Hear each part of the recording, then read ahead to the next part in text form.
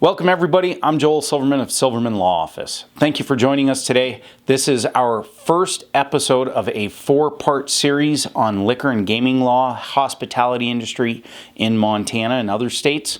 So thank you for joining us today. So do you have a bar, a restaurant, a casino, or a hotel in Montana? And do you have a liquor license that goes with that? If you've got a liquor license in this state, or maybe you're a brewery, a distillery, maybe you're a distributor, you know the myriad of laws in this state are unbelievable. And there's a lot of pitfalls that we face day in and day out in dealing with the liquor and gaming industry here in Montana. So you got to be careful, especially when you're dealing with Montana Department of Revenue, Montana Department of Justice. You also have the TTB at the federal level if you're a manufacturer or a distributor. So we have to be careful of all these different laws. So that's what this webinar series is about helping educate you a little bit about some of those laws and some things to watch out for, but it goes beyond that. We also want you to be educated about what your business is, what you could be doing with your business, and some of the things you could do to help accelerate the growth of your business or improve profits or revenues. Whatever you're shooting for, there are ways to make it happen. We've been in this industry for almost 20 years. I've seen it all. My team's seen it all. We're here to help. Give us a call. Matter of fact, we just came out with our new hospitality book. If you give us a call, we'll get you this book for free, no charge to you. But it covers a lot of what we're going to cover today and over the next 4 parts. So let's get started in it. And the first part is today, what is a business plan? A business plan is like your roadmap. Everybody should have a business plan. Matter of fact, not only should every individual, but every business should have a business plan on an annual basis. Individually, we call them goals. Most of the times, though, the problem with a goal is it's a should. And what do we do with shoulds? We should all over ourselves, right? So don't make goals, make expectations. Expectations are those things that must get done. When you make it a must, it's a higher likelihood it will happen. And if it doesn't happen, then you've got the tools in front of you to understand why it didn't happen. So let's start with your business, your hospitality business. Everybody wants to act like, well, my business is special. My business is different than your business.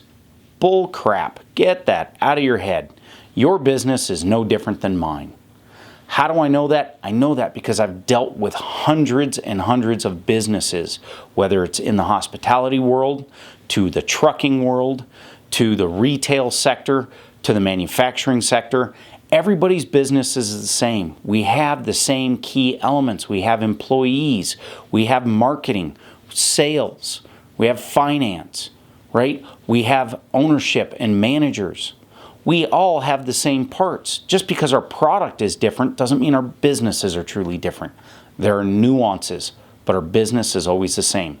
And it always starts with that business plan. And that business plan should be malleable, meaning it changes. You've got to be able to make it change quickly. You can start with just a simple Excel spreadsheet. There's software out there that you can make or get that's really complicated. You don't need that. You need some of the basics, and that's where we can help. Number 2, when you're starting a business, besides your business plan, you need to understand your personal life. And when I say that, I mean your personal financial life. What do you have to have, not should, but must have to live? What must your family have to survive? And you give yourself a spectrum. Number 1, you start with where you're at today. What are you spending today? And then take it all the way down to as low as what would be the lowest amount that I could make and survive off of, and my family could survive off of in survival mode. Once you know that, now you know what your business has to profit to take care of you and your family. Because what's most important? Number 1, you and your family. Number 2 is then the team that you're going to build, right? When you go to start a team, how do you know who you should hire? You don't until you know what your identity is. When you know what your identity is, your why, Why do you do what you do? And if you haven't understood or heard about the why, you can either read Simon Sinek's book, Sinek, or you can go and see him on TED Talks. He's also got a bunch of YouTube videos out there. But his book on the power of why is phenomenal. It's what links us all together. When you have your why defined and you interview people around your why, you will find people who believe much the same way you believe and have the same characteristics to getting work done that you do. If you're a type A high energy person and you know that you need high energy people working around you, understanding that why is key. Salespeople are a different personality. They have a very specific why in life, and that why is not going to match up with a receptionist. That's not going to match up with your in-house bookkeeper or your accountant or your attorney, for heaven's sakes. A salesperson is a special breed of person, and you got to understand their why.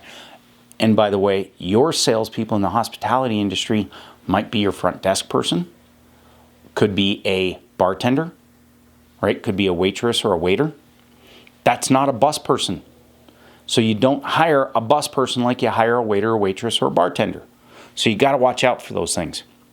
You also need your identity to establish what are the characteristics of your business that set it apart.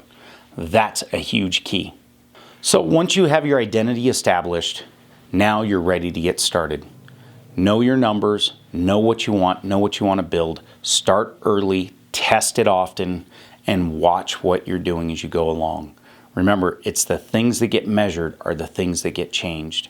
And the things that get changed are the things that get done right.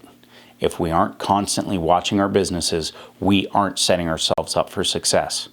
So, I'm Joel Silverman. Thank you for joining us. This is the first part of the 4-part series here.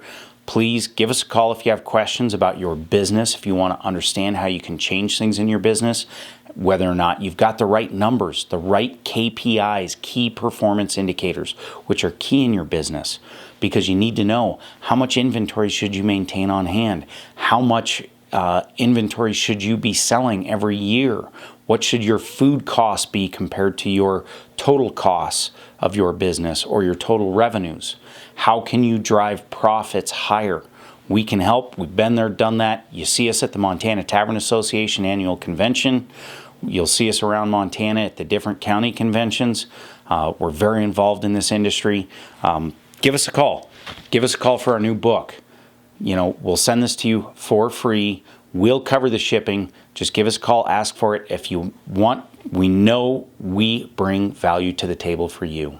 That's what we're here for, is to help your business be better so you can be better and your family can be better off for it. So again, thank you. I'm Joel Silverman. Appreciate you spending this little bit of time with us today. We'll look forward to seeing you on the next 3 episodes. We're going to give you a special offer where if you mention to our team that you watched this webinar series, we're going to give you 50% off on your initial consultation. So give us a call today. Don't hesitate. We look forward to meeting with you and helping you and your family achieve everything you hope.